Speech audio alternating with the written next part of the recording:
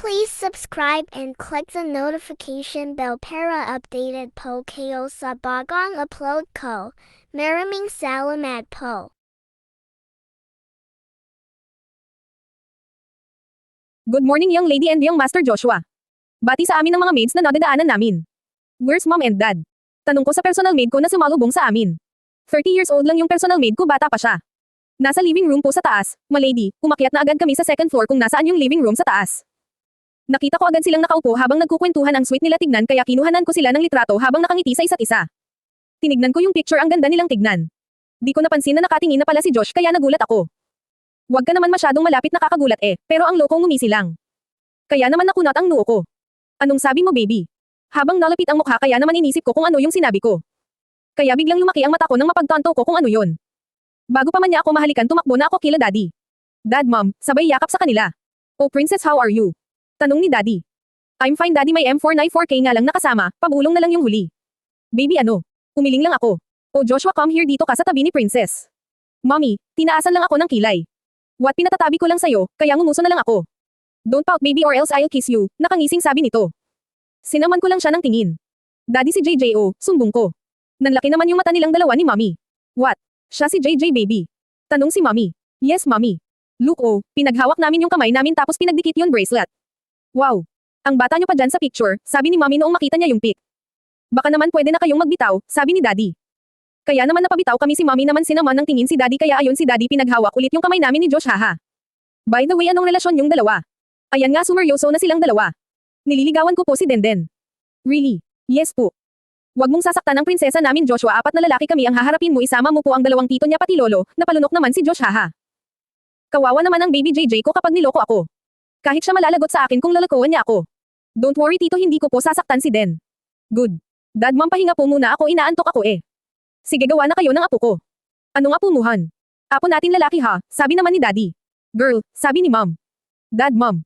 Ito namang katabi ko natatawa sa mga pinagsasabi nila mom. What? Pay no senti pa nilang tanong.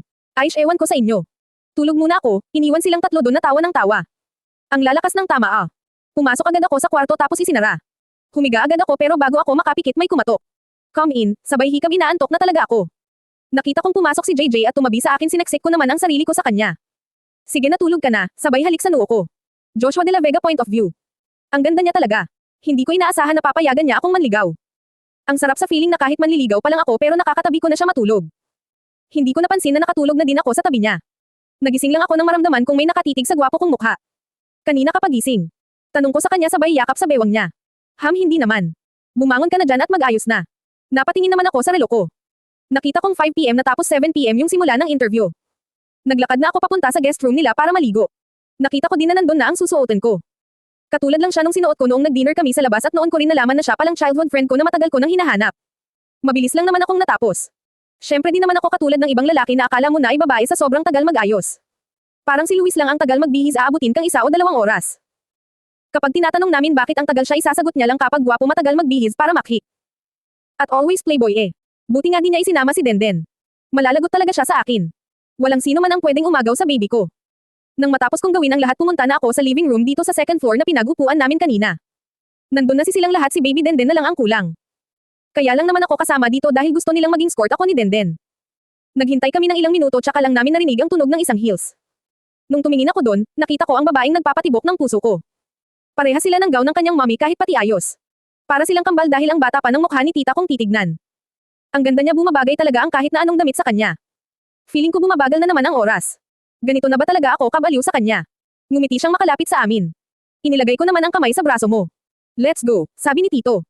Wow, nakakakaba, kayang itatanong nila, lalo na ngayon ako ang escort niya. Sumakay na kami sa Lamborghini Fortunato white color. Dito kami nakasakay ni baby Denden sa kanyang kotse. Lupit nga Sa Lamborghini Trono nakasakay sila Tito Robert at Tita Golds. Sila Sandro, Rose at Solder ay sa Lamborghini Fortunato din. Nag-drive na kaming lahat papunta sa hotel kung saan ang interview nila. Napasama lang naman ako dito. Di naman nagtagal, nakarating na din kami. Hindi pa man kami bumababa ng sasakyan, kita mo na sa labas ang mga reporter o kahit anong tungkol sa media. May nagsisimula ng mag-video sila mula nang dumating kami. Unang bumababa sila Tito, sunod sila Sandro, kita mo ang sunod-sunod na flash ng camera. Sumunod akong lumabas para pumunta sa pinto kung nasaan nakaupo si baby para pagbuksan. Nakakasilaw ang mga camera, paano pa kaya pag lumabas na si baby din? Inilahad ko ang kamay ko para alalayan bumaba siya. Dahan-dahan siyang lumabas. Nang makalabas siya nagsimula na kaming maglakad sa red carpet, may mga nagbubulungan di naman maiiwasan yon. Ang ganda niya grabe. Kamukha siya ng mother niya para lang silang makapatid lalo na ngayon na magkapareho sila ng suot. Sila na kaya ni Mr. De La Vega. Bagay sila gosh. Tumingin ako kay Shantol na nakatingin din pala sa akin kaya nagkatinginan kami at ngumiti kaya nagkaingay ang mga reporter dahil sa nakita nila. Wow, ang cute nila tignan. Ngumiti sila. Nang makapasok kami at umupo sa naka-assign na upuan namin. Nasa unahan kami ngayon ko lang napansin na mas madami ang nasa loob ng hotel. Nandito din yung manager ni Shantol. Nagsimula na silang manggamusta in short nagsisimula na sila mang-interview. Miss Shantol bali-balita na nagpanggap kang isang nerd at mababang estudyante, bakit mo ginawa yon? Oo nga bakit nga ba? Nakaka-curious. Yes tama kayo. Gusto ko lang maranasan ang mga nararanasan ng katulad ng mga showlore and nerds. Miss Shantol anong meron sa inyo ni Mr. De La Vega? Kaya naman napatingin ako sa nagtanong na ngayon ay nakangiti ng nakakaloko. Oo he's my suitor, kinilig naman yung mga nakarinig. Hahaha. Ay, natawa na lang kaming dalawa. Kahit sila Tita Golds natawa din. Mr. Rosley may iniibig ka na ba? Napatingin naman kami kay Rose na parang nabigla sa tanong. Kaso asot pusa kami natatawang sagot niya. Pwede ba namin malaman kung sino? Not now it's secret for now, nakangiting sagot nito. Madami pa silang itinanong ang iba about sa modeling ni Shantol. Napansin ko din na wala pang may alam na siya ang may-ari ng G-Rose. After ng nakakapagod na interview na yun umuwi agad kami. Nasa kwarto na kami ni Shantol nakahiga ako sa kama niya pinilit ko kasing dito ako matutulog ngayon. Kaka-rating lang namin galing sa interview. Inaalalayan ko nang makaakyat si Den sa taas para makapagbihis na siya. Naisipan kong magpaalam sa kanya na doon ako matutulog sa kwarto niya. Baby Den pwedeng tumabi ako matulog sa'yo. Tumingin naman siya sa akin ang umiling. No. Why? Baka masanay ka lang. Dali na namimiss lang kita, napaut kong sabi. Hindi pwede. Please masyikit na Besby, di ko pa natatapos ng bigla niyang pisilin ang pisngi ko. Sorry ang cute mo kaya. Sige na nga tabi na tayo tabi lang ha. Ngumiti naman ako ng pagkalaki-laki dahil pinayagan niya ako yes. Tumabi na siya sa akin mahiga. Kakatapos niya lang kasing mag-blower ng buhok. Good night baby JJ. Good night baby Denden. Maaga akong nagasing ngayon dahil kakaunin ko pa si Denden sa mansion nila. Bilang manliligaw gagawin ko ang lahat para mapasagot niya ako. 3 days pa lang naman ako nanliligaw. Ano kayang mangyayari mamaya? Anong magiging reaction nila pag nalaman nilang yung banyuli at sinabihan ng mga masasakit na salita noong first days ay mas maganda at mayaman pa sa kanila? Ewan ko ba kung sino pa yung may kaya sila pa yung bully? Hindi ba nila alam na ang swerte nga nila dahil nabibili nila ang gusto nila? Hindi katulad ng mga scholar sa university. Haste. Di ko na dapat pinuproblema yon. Basta ako kakaunin ko na si baby ko. Hahaha baby na agad sock baby ko naman talaga yon kahit minsan ang taray. Lumabas na agad sa kwarto ko. Good morning young master, bati agad sa akin ng mga nakakasalubong kong maid and butler. Dahil good mood ako babati din ako. Good morning. Nakangiting bati ko. Nanlalaking mga mata silang napatingin sa akin. Oh bakit? Wala lang naman ngayon lang akong ngumiti sa harap nila at bumati. Matagal na akong naging cold pero dahil kay Denden nababawasan na ito. Naglakad na agad ako palabas dahil naghihintay na ang car ko doon. Sanay na sila sa akin lalo na yung butler ko na ihahanda agad ang sasakyan kung gagamitin pag alam niyang palabas na ako. Young master this is your key, sabay hagi sa akin. Laging ganito kami. Sasambutin ko na lang lagi. 31 years old pa lang si Butler AD means Alden. Nax diba? Guwapo din yan si Butler AD kaso di kami talo hahaha. Thank you Butler AD. You're welcome master, nag-drive na ako palabas ng mansion. Hindi naman malayo yung mansion nila dahil nasa iisang subdivision lang kami. Royalty Subdivision. Yan yung subdivision namin. Halos lahat ng mayayaman dito nakatira dahil maganda naman ito. Tapos yung mga mansion talagang nakadepende sa'yo yung design. 7 na pamilya ang nagpatayo ng subdivision nato. Lee, De La Vega, Valdez, Padilla, Mendez, Anderson, Salvador. 7 pamilya na yan ang nakatira sa Royalty. Ewan ko kung bakit ganun ang ipinangalan nila sa subdivision. Magkakaibigan ang mga pamilya na yan. Sabi nila. Hindi ko naman alam yung kwento nila. Kilala na naman ako ng guard nila kaya nang makitang ako ang sakay ng kotse binuksan na nila ang gate. Pagkatapos ko ay park pumunta na ako sa main door nakabukas naman kaya di na ako nagabalang mag-doorbell. Ang daming butler nila pati maids pero ang alam ko hindi ito ang pinaka-main mansion nila. Nasa Korea kasi ang mansion talaga ng mga linan doon ang chairman nila. Pero dito sa Pilipinas dito ang main mansion nila. Good morning young Master Joshua, bati sa akin ng mga maid na nadadaanan ko. Tumanggaw lang ako sa kanila. Ang ganda talaga ng mansion nila. Good morning young Master Joshua, bati sa akin ng personal butler ni Den. Good morning Butler Sam. Where's Den? Tanong ko dito. Nasa taas pa pupuntahan nyo na lang, tumanggaw na lang ako. Nagsimula na akong maglakad paakyat sa taas. Alam nyo naman nasa taas yung room niya. Kumatok muna ako baka masapak ako kung papasok ako basta-basta. Mabait pa naman ako. Who's that? Joshua. Oh come in. Pumasok na ako sa loob. Nakita ko siyang nakaupo sa harap ng salamin niya. Nang makita niya ako sa salamin ngumiti ito. Ang ganda niya talaga. Good morning Jay, sabay kiss sa pisngi ko. Good morning to baby, sabay halik sa lips niya. Kaya sinaman niya ako ng tingin. Hahaha nakakatawa siya. Sok-sok manliligaw pa lang yan paano pa kaya pag sinagot ko na, bulong niya pero narinig ko naman. Gusto mo malaman baby? Husky kong sabi. Ha?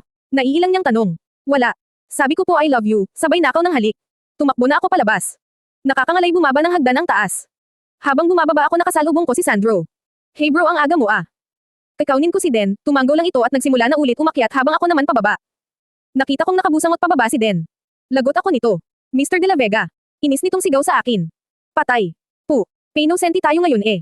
Come here, lumapit naman ako baka kasi lalong magalit kung hindi ako lalapit sa kanya.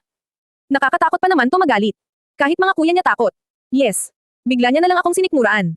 Ang sakit nun baby. Sorry na please. No. Ayos di ako makatayo ng ayos. Nakasandal ako sa wall nila malapit sa hagdan. Ang sakit ng tiyan ko. I'll buy you a cake, bigla na lang yumamaw ang mukha nito kaya naman inakbayan ko na siya para makaalis na kami. Baka magbago pa isip nito eh. Nag-drive na ako papunta sa shop malapit sa school. Yung Golden Rose Coffee Shop. Ang sisarap ng cake nila doon lalo na yung chocolate cake. Nag-park agad ako. Pagkatapos lumabas na ako para buksan ang pinto sa tapat ni Den. Let's go, maaga pa naman, naglakad na kami papasok ng coffee. Madami na din na tao. May ibang student ng Lee University. Dahil nga malapit lang ito dito sila natambay pag maaga pa. Look guys, nandito si Prince Joshua. Kaya oo nga. OMG, sino yung kasama niya, ang ganda niya grabe. Omo. Josa. Preche. Sapak gusto nyo. Sorry na lang kayo dahil akin na ang babaeng to. Pinagmamasdan ko ang inaalalang kay Den nga pala ito pero sabi niya hindi naman daw siya kilala accept sa personal assistant niya. Umupo kami doon sa gilid para di masyadong agaw pansin. Good morning young lady and young master, what is your order? What do you want baby? I want 2 slice chocolate cake and hot chocolate coffee. Gawin mo ng 4 na slice chocolate cake and 2 hot chocolate coffee. Yung cake in on plate. Is that all young master? Tumanggo naman ako. Baby lipat ka dito sa tabi, pag 4 na tao kasi ang inuupuan namin. Why? I just want to hug you. Wow, manliligaw lang yan sok-sok, pero lumipat rin naman. Iniyakap ko ang braso ko sa bewang niya tapos nakapatong ang mukha ko sa leeg niya. Ang bango niya talaga. Humiwalay lang ako sa kanya nang dumating na ang order namin. Isang kutsara lang din ang meron kami. Ewan ko ba nasanay na ako kahit noong hindi ko pa alam na siya si Denden. Hindi ako mailang-ilang sa kanya. Habang nakain kami ng cake biglang tumunog ang mga cellphone namin. Yung connect pag may bagong notification sa school. Hindi ko na tinignan yung sa akin pero nung mapansin kong nakatingin sa amin ang lahat ng nag-aaral sa Lee University na curious ako ganun din si Denden. Bagong sweet couple natin ngayon. Our King Joshua is with a girl, not only a girl but a beautiful girl like a goddess. Tapos may picture namin na nakayakap ako sa kanya. Kanina lang yun kinuhanan. Ang daming nag-comment. Napatingin ulit ako sa phone ko nang tumunog ulit. Nakita kong picture din naman ito kanina nung nakaakbay ako tapos yung mukha ko nasigik sa leeg niya. Pero hindi ito notification ng university kundi notification ng worldwide. Heiress of Lee Empire and heir of De La Vega Empire is now dating. Kaya naman nagkatinginan kaming dalawa ni Denden at nakibit balikat. Hindi naman ito ang first date namin kaso noon hindi pa alam yung mukha ni Den kaya ngayon lang napapost. Jamaica Valdez point of view. Kanina pa kami dito sa room pero wala pa ang sila Shantol. Hindi kasi sa dorm dito sa room natulog ang babaeng yon. Sabi niya sa mansion daw nila siya tutulog. Wala lang naman sa amin yon. Ano na kayang nangyari sa mga yon? Pati si Kuya Sandro wala parent. Uy Mike, di mo pa ako papansinin. Lagi ka na lang libro, nakapout na sabi ni Solder. Kanina niya pa ako kinukulit nung dumating pa pala kami. Gosh, 3 days na kami dito puro mukha niya nakikita ko. Katulad kahapon saktong wala si Shantol. Maaga akong nagising saktong walang pasok ngayon dahil linggo. Naisipan kong mag-jogging sa park sa likod ng dorm dito. Astegano University lang pero may dorm na. Hindi naman kasi lahat may dorm dito ang sabi lang ay yung Lee siblings, tapos yung member ng council. Wala pa namang council dahil sa Monday pa malalaman. Nagsuot ako ng leggings tapos sport bra na black. Nag-earphone din ako. Naglakad na ako palabas ng dorm ni Shantol. Yes, sa dorm ni Shantol malaki kasi yung dorm niya tapos gusto niyang magkakasama kami kaya ayon. Hindi ko pa naiayos yung earphone ko nang may sumigaw ng pangalan ko. Napatingin ako sa gilid ko nasa tapat na kasi ako ng elevator pababa. Nakita ko doon si Solder na nakakangiti ng malaki. Tingin ko magjo-jogging din siya dahil sa south niya. Micah babe. Kapal talaga oh. Maka babe. Babe mo mukha mo. Ouch naman. Saan ka pupunta? Pake mo. Park. Saktong bukas ng elevator. Pumasok ba ako kaya pumasok na din siya. Anong gagawin mo doon? What do you think? Magjo-jogging. Ang ikli mo talaga magsalita Aish. Sak pag ikaw talaga ang kasama ko dumadaldal ako. So. Saktong nasa labas na kami ng elevator. Nagsimula na akong tumakbo papunta sa likod. Bawal magpunta sa mga room lalo na kung walang pasok at walang gagawin. Kaya dito lang kami sa dorm at dito sa maliit na park sa likod ng dorm. Hey, hintayin mo naman ako, nakapout nitong Ani. Parang bakla. Bahala ka dyan. Nagsimula na akong ikutin ang park. Nakailang ikot na ako, ganun din si Sholter. Hindi na nga lang nagsasalita kanina ba naman ang kulit-kulit. Makabig pa. Nakakagigil. Kuya Sandro, nasaan si Kambal, di ba sa mansion ka natulog? Nabalik ako sa diwa nang marinig ko ang boses ni Ross. Papunta na pala dito si Kuya Sandro. Nalalakad na kasi palapit sa amin. Wala pa ba sila dito? Tak ang tanong nito. Kaya nga nagtatanong bulong ni Solder. Na narinig ata ni Kuya Sandro kaya sinaman ng tingin si Sholter. Nauna na sa akin yung dalawa. Dalawa. Tak ang tanong ni Ross. Sak si Joshua kinoon niya kanina si Golden sa bahay, tumanggaw tango naman kami. Maya-maya pa nagkwentuhan na lang sila. Puro mga kalokohan. Si Kathy naman inaasar ni Ross. Lagi naman ang dalawang yan. Si Kate yung inaasar din ni Luis yung kaibigan nila kuya. Basta yung playboy. Si Kuya Mark naman nakikipagkwentuhan doon sa babaeng Sandy daw ang name. Maganda naman siya, kamukha niya nga si Luis pag naging lalaki, parang girl version ni Luis. Mapagkakamalan mo silang kambal. Pero nung tinanong namin kung magkaano-ano sila, sabi wala daw. Natin ang kwentuhan namin nang biglang nagsitunugan ang mga cellphone naming lahat, oo lahat pati yung mga kasama namin sa room. Ito ata yung pag may notification silang ipinost sa pages ng university. Bagong sweet couple natin ngayon. Our King Joshua is with a girl, not only a girl but a beautiful girl like a goddess. Tapos may picture nila Joshua. Kaya naman pala wala pa nagdadate pa eh. Napatingin kami sa mga lalaking linang mag-iba ang aura ng mga ito. Lagot. Ang dikit kasi masyado ni Joshua, akala mo may ginagawa na. Kaya naman pala wala pa nagdadate, sok-sok, iling-iling ni Kuya Sandro. Akala ko susugurin na nila. Maya-maya pa tumunog ulit. Heiress of Lee Empire and heir of De La Vega Empire is now dating. Picture ulit nila na nakain ng cake. Famous na sila. Hindi lang sa university pati sa buong mundo dahil sa pamilya nila. Puro bubuyog ang naririnig namin sa room. Kung sila na ba daw, bagay daw. Natotoo naman talaga. New Student Council Officer. Shantol Goldem Rosley POV. Naglalakad na kami papasok sa gate. Dahil maaga pa nga kaya ito pinagtitinginan kami. Bakit ngayon lang ba kayo nakakita ng Diyosa? Joke. Alam ko naman na dahil yon sa picture kanina. Pakialam ko ba dun? Totoo naman kasi tsaka manliligaw ko na si Joshua. Yun nga lang manliligaw pa pero todo yakap na wala namimiss niya daw ako. Kung kinikilig sila go makigaya kayo, hanap kayo ng sa inyo. Puro bulungan sa nadadaanan namin sa hallway. Kaya nandito na si Prince Josh. Sino yon ang ganda? Hala totoo nga yung nakapost kanina. Tara guys, gawa tayo ng fan club nila. Ang cute nilang couple. Balita ngang nililigawan siya ni Prince eh. Kung ano-ano pang mga sinabi nila. Kahit nang makapasok kami sa room ganun pa din, lalo na nang makaupo kami. Ang ingay nila lalo na si Kathy the Pinky Girl. Kaya bagay talaga kayong dalawa, tili ni Kathy. Kaya itong katabi ko tuwang-tuwa daw sa mga sinasabi nila. Pabor sa kanya eh. Mas bagay tayo Kathy, seryosong sabi ni Kambal, kaya naman natahimik si Kathy at namula. Natawa na lang ako sa kanila. Puro sila may kakupal accept kay kuya dahil wala dito yung fiancé niya. May fiancé na siya and she's one of my friend. Arranged marriage sila pero mahal naman nila ang isa't isa kaya hindi na sila tumutol.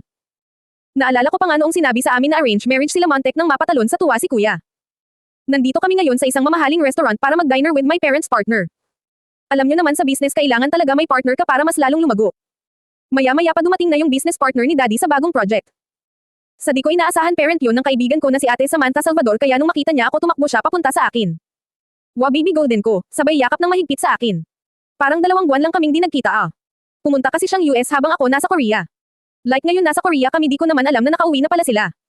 Ate ko, nakauwi ka na pala. Yes baby. You know I miss you. I miss you too ate, nakakamiss talag siya. Ang ganda ni ate, di nyo lang alam. Magkakilala kayong dalawa. Tanong ni mami sa amin. Tumanggaw lang kami. Hindi pa pala nila alam na kilala ko siya pero yung pamilya ni ate kilala na ako. Lagi ko ngang kinukwento kay ate si Kuya Sandro. Si Kuya Sandro ay crush si ate, gawa nakita niya yung picture namin ni ate sa room ko mansion sa Korea. Hey Tita Sam, her name is Samaylita Salvador and her husband is Albert Salvador. Hi pretty girl, sabay beso. I know tita, sabay tawa. Nagbatian muna sila nila mami habang kami naman ni ate nagkukwentuhan. Hinihintay pa kasi namin ang order naming pagkain. Halata sa mukha ni kuya na naiilang siya dahil magkaharap silang dalawa habang ako nasa tabi ni ate. Kasama din nga pala namin sila Kuya Ross pati si Kuya Rock. So kaya kami nag-invite para sa diner is para pag-usapan ang arranged marriage ng dalawa, sabi ni Tito Albert. Natigilan naman kami dahil hindi naman alam kung sino sa amin o sa 3 lalaki na kasama ko. Depende pero naman kung walang utol sa dalawa, tumanggaw tango naman si Mommy sa sinabi ni Tita Sam. Mom, sino po kila kuya ang ikakasal? Tanong ko sana lang si Kuya Sandro. Your Kuya Sandro and Ate Samantha, dahil sa sinabi ni Mommy. Parehas napatingin si Kuya at Ate Samantha sa parents nila at nagsalita. Talaga? When? Really? Sabay na tanong nila. Nax naman excited lang. Kung di kayo tatutol, sabi ni Daddy. Hindi ako tatutol, sabay na sagot ulit nila kaya naman nagkatinginan sila ay sabay na umiwas din. Hindi pala tatutol. Nagpaghahalataan. So pagkasapit ng 20 years old ni Samantha isabay na natin ang engagement party nila, 1 taon na lang dahil 19 years old na si ate, her birthday is Dec. 2 months lang ang tanda sa kanya ni Kuya Sandro. So yun this Dec. 2013 ang engagement nila. Wow, excited na ako para sa kanila. Hindi naman agad sila ikakasal. Matagal na nila gustong malaman ng lahat na engaged na silang dalawa. Para daw wala nang umagaw sa kanila. After ng college nila ikakasal agad sila. June 13, 2013. Yan na ang date ngayon. Malapit na pala ang birthday ni Micah, wala pa akong naiisip na gift. Namiss ko na si ate. Attention student.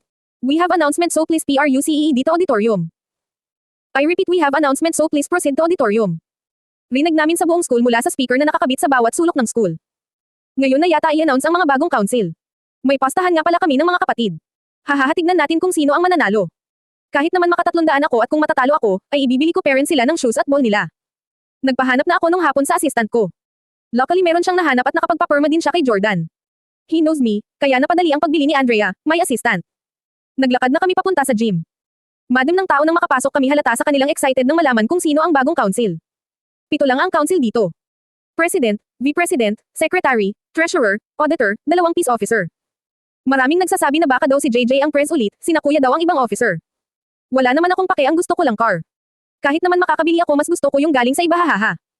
Naglakad na paakyat sa stage si Dean, si tita, my daddy's sister. Good morning student, ngayon na natin malalaman ang bagong officer at sigurado naman kayo ay magugulat pag malaman nyo ang resulta. So let's start our new council officer. Our first PO, Jamaica Valdez with a score of 285. Second PO is Sholter Rockley with a score of 284. Please come here on stage. Umakyat naman nga sila Kuya Sholter at Micah. So isa lang ang lamang ni Micah kay Kuya. Next auditor is Kathy Padilla with a score of 287. Bodi talaga papatalo ang isang to. Next treasurer is Shantor Rosley with a score of 288.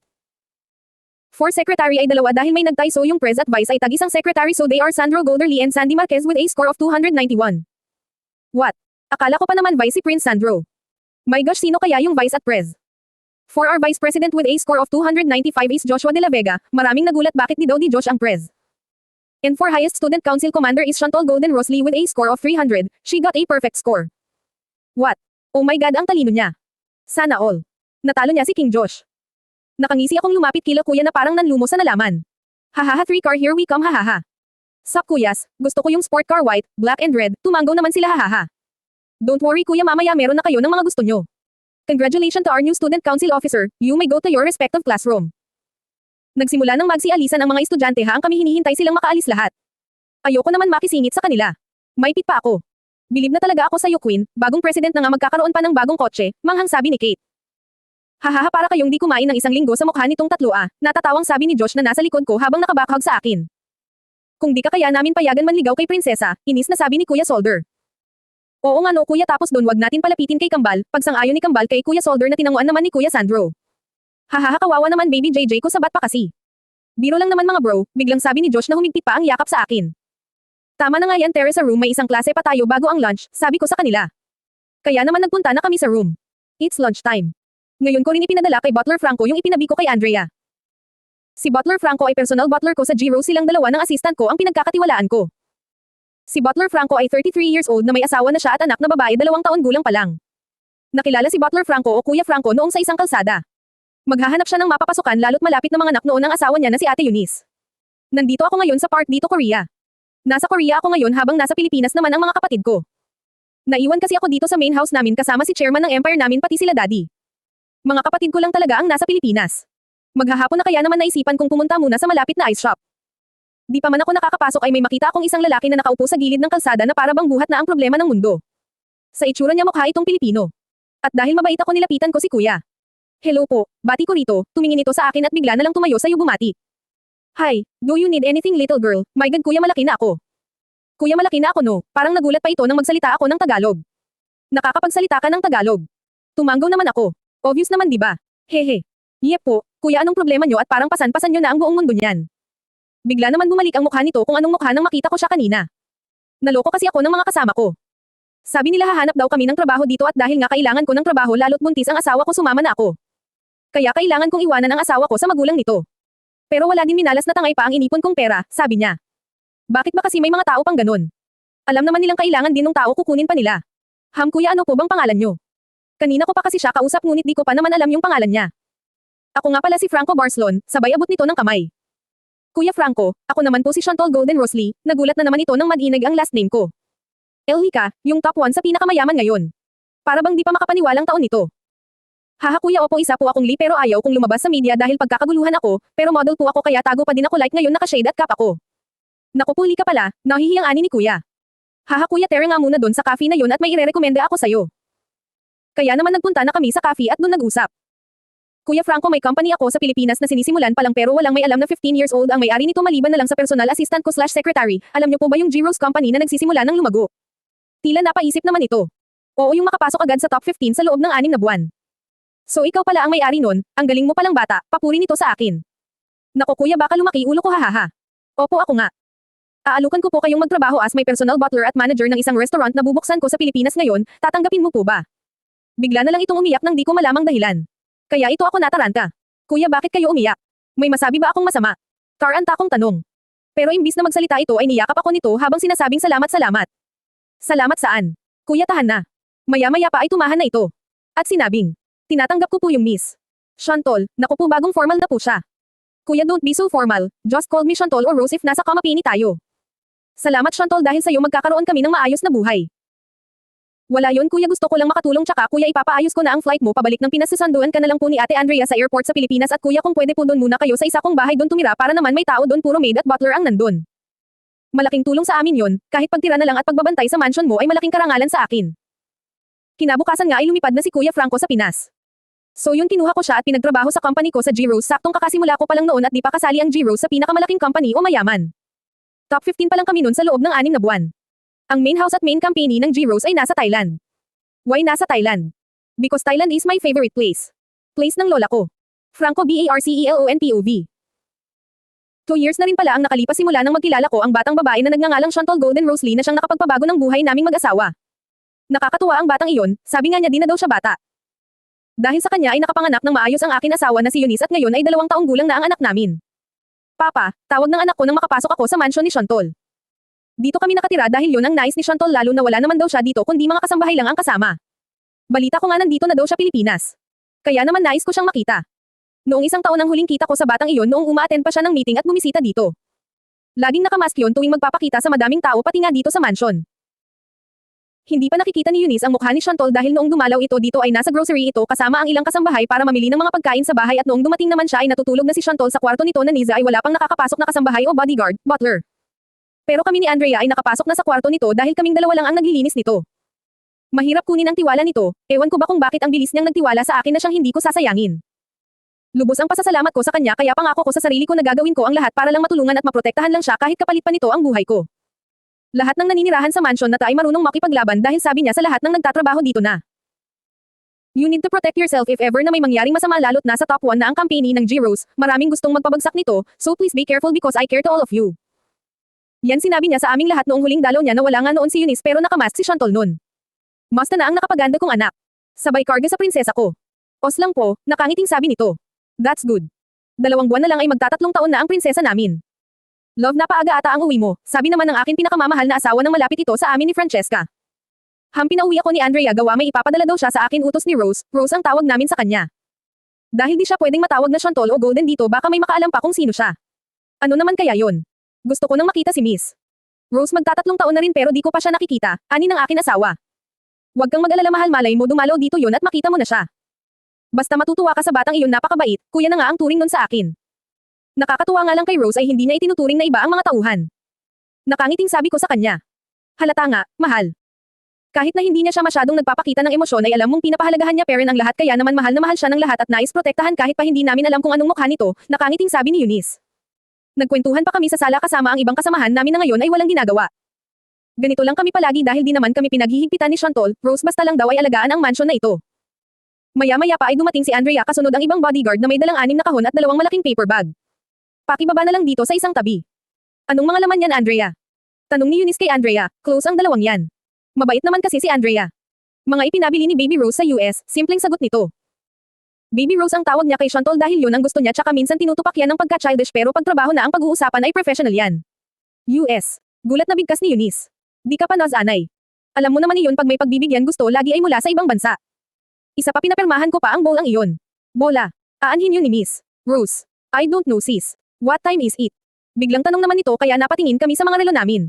Magtu-12 na, bakit? Sagot ko sa kanya. Magtu-12 na. S-hit. Pinapadala ito sa'yo ni Baby Rose sa University ng mga Lee. Kilala mo naman si Shantol Golden Lee, yung nag-iisang anak na babae ng mga Lee, di ba? Tumanggaw naman ako. Kilala ko siya dahil iisa lang naman sila. Siyempre kailangan namin gamitin magpanggap, baka mabuko ng di inaasahan. At dahil kilala mo na siya, sa kanya mo daw ito ibigay, sabi ni Baby Rose kay Miss Lee daw ha. Tumanggaw naman ako. Pwede naman akong magpasama, di ba? Di ko kayang buhatin lahat ng ito. Pwede. Ngayon muna dalahin yan dahil alas 12:30 dapat nasa kanya na. Umalis din naman agad si Andrea nang masabi ang lahat ng iyon. Gawa may gagawin pa daw siya. Love, una na muna ako, dadalhin ko lang to. Paalam ko kay Eunice, sabay halik sa kanya at sa anak ko. Nagpunta na ako sa kotse, kasama ko ay 2 bodyguard para tulungan akong dalahin ito. Joshua de la Vega POV. Nandito kami ngayon sa classroom. Nakakabilib na talaga si Den dahil wala siyang mali sa examination. Ako nga ay di makaabot ng ganun. Nauubos na ang laman ng utak ko pag madaming sinasagutan. Ganun talaga pag gwapo. Ha ha ha. Ilang minuto na lang maglo-lunch na kami pero yung mga mukha ng tatlong magkapatid na Lee ay di pa rin nagbabago ang mukha. Oo, tatlo dahil si Sandro na cold ay nahahawa sa mga kapatid nito. Si Sandro ay gustong-gusto talaga yung mga gamit na may connect kay Jordan kaya nang malaman niya na perfect si Den ayun nanlumo. Ring ring ring. Wag kaya tunog yan ng bell hahaha di kasi ako marunong ng mga sound effect na yan. Montek na akong mapatalon sa tuwa nang marinig ang bell. Tere na guys gutom na tong katabi ko, natatawang sabi ni Den nang narinig na tumunog ang tiyan ko. Kainis. Wag mo ko asarin Den baka ikaw ang makain ko niyan, sabay akbay pa at sininghat ang leeg nito kaya nabatukan ako ng malakas. Anong klaseng kamay ba meron nito ang sakit mang batok eh? Umayos ka Jay baka gusto mong kamao ko ang makain mo, namumula nitong sabi. Pwede din naman, yung simula kamao pababa di ba? Nakangising sabi ko. Hit ka Joshua. Ops galit na haha. Pero may nakalimutan ata siya. Guys una na muna kaya may aayusin lang kami ni Denden ko, nakangising sabi ko sa kanya. Saktong kaming magtotropa na lang ang nandito sa room. Hoy wag niyo akong iwan dito sa Many 4K na to, anong Many 4K? Gravy talaga to sa akin. Nang makalabas silang lahat at kaming dalawa na lang ni Den ay isinandal ko na agad siya sa wall ng classroom. Anong sinabi ko pag nanang ayaw ka, baby? I asked using my husky voice. Bakit may sinabi ba akong ganun? Inosente pa nitong tanong. Yes baby, bago pa siya makapagsalita ay hinalkan ko na agad siya. 2 minuto lang naman yun. Damn you Jay. Mahinang huling nito pero narinig ko Perren. Baby alam mo bang gutom ako tapos naaakit pa ako sa mapupula mong labi. Sinakop ko ulit ang kanyang mapupulang labi. Alala ko di siya tutugan pero laking gulat ko nang maramdaman kong ikanawit nito ang kanyang mga braso sa leeg ko at tumugon na. Hinihingal kong pinagdikit ang aming mga noo at nagsalita. Den I know ngayon lang ulit tayo nagkita pero ayoko ng patagalan pa baka kasi maaga ka pa ng iba. Sabihin na natin na nagkaroon na ako ng ex but ibang iba yung nararamdaman ko sa'yo. Dahil mas masaya ako sa'yo. Baby can I know what is your answer for this question? Chantal Golden Rosely can you be my girlfriend? Kinakabahan kong tanong sa kanya. Di ko alam kung anong sasabihin niya bigla na lang kasing may tumulong luha sa mga mata niya kaya nataranta ako. Chantal Golden Rosely POV. Di ko inaasahan na ngayon na siya magtatanong pero sobrang saya ko dahil kahit na nagkalayo kami ay nasa akin parent siya. Basta lumabas sa bibig ko ang salitang nagpakita sa mga mata niya ng lalong saya. Yes I can be your girlfriend, nakangiting sabi ko. Yes. Girlfriend ko na ay Chantal Golden Lee. Nagtatalo naman siya sa tuwa at sumigaw pa sa labas ng room kaya alam kong may nakarinig nun sa baba lalo't lunch ngayon. June 26, tandaan nyo yan. Dali-dali ko siyang nilapitan at pinatigil kakahiya ang dami na palang tao sa baba. Hey stop it. Puny tatlo ta sure akong ang pula ko na. Haha thank you baby, sabay halik sa noo ko. Tere na nga may ibibigay pa ako sa inyo eh. Inakbayan niya ako habang naglalakad kami papunta sa cafeteria. Maraming nagko-congrats sa amin, lalo na kay Jay. Masaya ako dahil ngayon akin na siya. Wala nang aagaw sa kanya sa akin, kung meron man sigurado kung gagawin ko ang lahat para di ito makuha. Pero kung dun siya masaya so go let him go pero sana wag mangyari yon. Nang makalapit kami sa table namin ay sinabi agad ni Jay sa kanila na kami na. Naasar pa nga ako dahil ang pula-pula ko na raw. Nagkwentuhan kami habang kumakain nang biglang may nagsalita sa gilid ko na ngayon lang namin naramdaman dahil siguro sa saya namin. Hello good noon, sabi nitong nasa gilid ko na pamilyar na boses. Mabilis akong humarap at niyakap ito. Kuya Franco how are you? Nakangiting tanong ko. Ngayon na lang ulit kami nang kita. Haha di ka Perren nagbabago. Ito gwapo Perren ang kuya mo, kaya naman natawa ako. Natigil lang nang may tumikim sa likod namin. Pagtingin ko nakatingin na sa amin ang lahat ng nasa table namin meron pa nga taga-ibang table halos lahat ng nasa cafeteria. Sino ba naman di mapapatingin gwapo kaya si Kuya Franco? Pinagpalit muna kami prinsesa. Tanong ni Kuya Solder. Anong pinagpalit ka dyan, hindi kaya. By the way Kuya Franco they are my siblings si Kuya Sandro, sabay turok kay Kuya Sandro na nasa kaliwa ko, Kuya Solder, katabi ni Kuya Sandro, Kuya Ross, my twin, sabay turok kay Kambal na nasa harap ko.